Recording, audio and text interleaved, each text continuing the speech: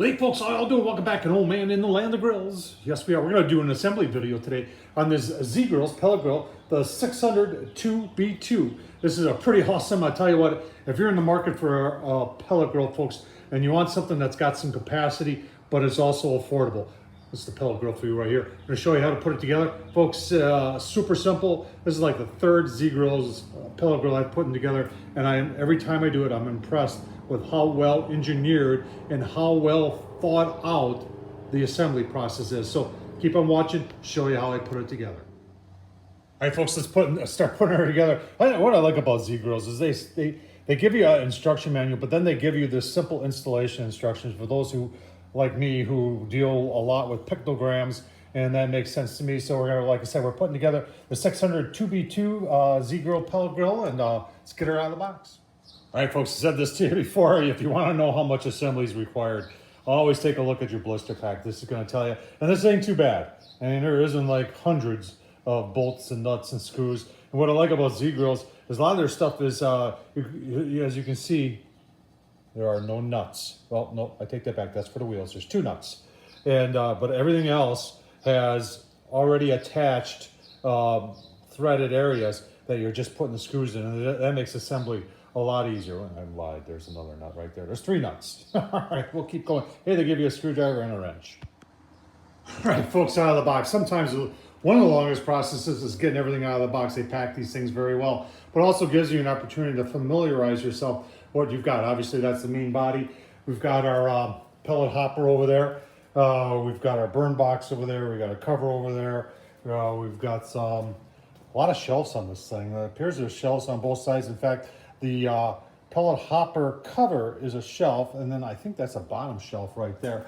And then we've got a rain cap chimney. I tell you what, a lot of pellet grill manufacturers are just putting slots in the back, and that does not protect you from the rain, the wind, and the snow. That's what I like about Z Grills. They do that. And look at how they mark the legs. Pretty hard to make a mistake when you know that that's the right rear leg and that's the left front leg. So they've got them labeled very nicely. You've got your porcelain coated grill grates right there. You got your handle right there. We looked at, there's your wheels. Those are, I believe, 6-inch wheels. They are plastic. There's your hinges. And I tell you what, let's get the putting her together. All right, folks, we got the bottom put together, easy peasy. They do a little bit of engineering to make this simple for you. And what I really like is they've got all these pre-threaded connections where the nut is already on the back and all you're doing is using the screw. And everything's labeled real nice and fits together just really nicely. So keep on going here. So the next is to put the grill body on the legs, and you can see they don't need to do this, but they put a ledge up here for you to sit it on, and then the holes are going to line up. They should line up perfectly, and we'll take a look at that. But that is just makes it really easy on you. And folks, don't throw out the box, because that's what I'm using to elevate things and make it easier on me. 5 minutes later and it's on. I tell you what, that's so simple. The holes lined up. Just start all of them. You know, there's eight screws. Just get them all started, and then come back, go around and tighten them up. And if you're wondering, the circular hole there, that's where your smokestack goes. That goes on the same side as the wheels. All right, just a little bit of assembly on the pellet hopper there. We have to put the lid on. That's just 2 bolts. See, there's the inside. There's your auger. There's your controller, and we're just about ready to put that on. That white thing, that's a gasket. Keeps things nice and tight. And then in the back side, you've got a nice handle there. And if you ever needed to do some maintenance, they put the access panel on the side, not underneath. Most pellet grills, you got to go underneath to get to it. On this one, you got it on the side. Pretty cool. Oh, hey, and what I forgot to mention here is this is a good chance to take a look at what a hot rod looks like. So that's what starts your pellets, and that's going to go into the burn box, and that is very heavy duty, and it is replaceable. These do occasionally wear out. The technology of these have gotten really better over the years, and they last a lot longer than pellet grills were new on the market. All right, hopper's on, and that's not going anywhere. There's 1, 2, 3, 4, 5, 6, 7 bolts holding this on. They all lined up perfectly, folks. Easy peasy, no nuts. Just line them up. This thing ain't going nowhere.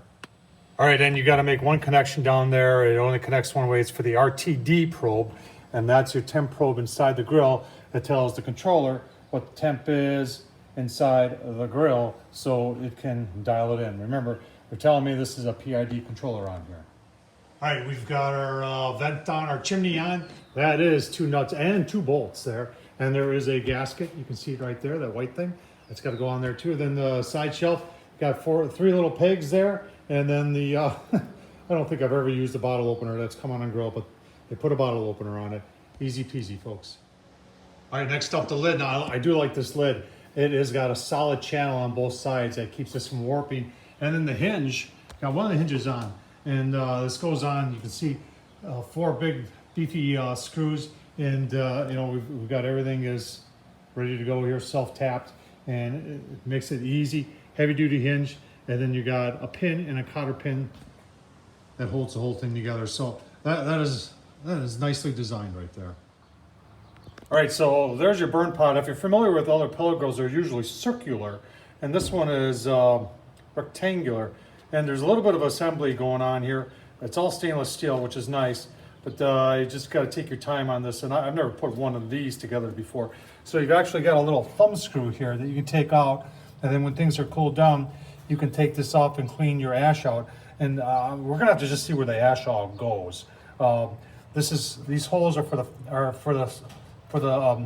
the fan to blow air through, and that's your hot rod right there. And then there's one more piece here that you actually got to take 2 of these out and put, and that just keeps the pellets in your hopper, not going anywhere else, and keeps.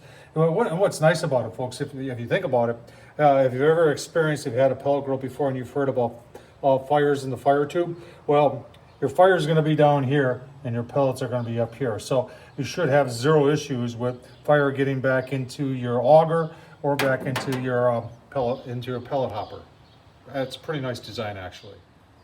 All right, and there's your grease tray all installed. It does have one of these daisy wheel things in there if you want to get some flame out of the box, but the box is back over here, so I'm not sure. We're gonna have to see how that works.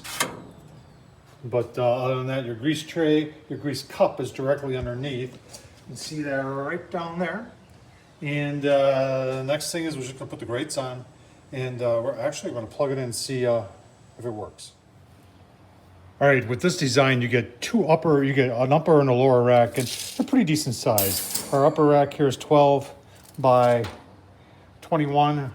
Our lower is just about 16, and the same thing by about 21. So you could definitely do 4 full racks of ribs. Let's plug it in and make sure our auger turns, and we'll see if our hot rod gets hot. Plugged in, turned on smoke, 75, it is 75 out here. The auger, as you can see, it is turning. It's turning in the right direction. I can already smell oil burning, so I'm thinking our hot rod's working, but we'll just confirm here. Yeah, the hot rod's working. It's already over 250 degrees. That's what starts your fire, folks. So confirmed everything's gonna work. Next up would be to do a burn-in. Burn-in, let it burn all the stuff out. I would vacuum. If there's any styrofoam left in here, get that all out of there first. And then we'll do the burn-in, and then we'll be cooking on it. All right, there it is all put together. Oh man, ain't she a beaut? I'll tell you what, what we saw today was well engineered, well thought out. There's a lot of things about this pellet grill that I didn't know when I got it, that I found out as I put together. That's why I always like to put them together. And that's why I bring you along so you can see what I see as I do it. Hope this was helpful, folks. Leave a comment down below, thumbs up, and as always, thanks for watching.